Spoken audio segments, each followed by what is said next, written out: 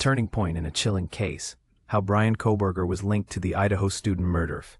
In a dramatic courtroom session in Boise, Idaho this past Wednesday, the lead prosecutor presented the crucial evidence that tied Bryan Kohberger to the tragic killings of 4 University of Idaho students more than 2 years ago. Kohberger, who agreed to plead guilty to avoid the death penalty, found himself facing a pivotal moment where the prosecution elaborated on the evidence. This evidence includes a significant DNA sample found in a garbage can, a getaway vehicle meticulously cleaned and dismantled, and a DoorDash delivery might have led Kohberger to one of the victims. These pieces of evidence provided a clearer picture of how the horrific crime played out on the early morning of November 13, 2022.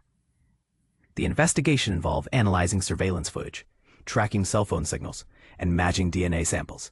However, the case still leaves some crucial questions unanswered, such as what drove Kohberger to target that particular house and the 4 individuals, none of whom were known to him. Breaking down the evidence, what really happened. One of the intriguing developments came from Kohberger's cell phone activity. His phone connected to towers near the crime scene several months before the incident, and pinged multiple times in the crucial overnight hours on the night of the murders. In addition, surveillance camera footage from local residences and businesses captured Kohberger's car, which had been recognized by the police during a traffic stop earlier in the year, in the vicinity. But here's where it gets controversial. Kohberger's approach to covering his tracks was incredibly meticulous. After fleeing the crime scene, he took less traveled roads to avoid detection, and didn't switch his cell phone back on until he reached his apartment. His vehicle was scrubbed clean, both externally and internally, erasing any trace of evidence. The breakthrough, a simple Q-tip that did the trick. Investigators managed to refine their focus on Kohberger by obtaining his DNA from a surprisingly simple, yet ingenious method. Collaborating with the FBI and the local waste management team, they retrieved trash from Kohberger's parents' home in Pennsylvania during the night. From this trash, they identified a Q-tip with DNA that remarkably matched the DNA from the knife sheath discovered near one of the victims' bodies. This was a real breakthrough.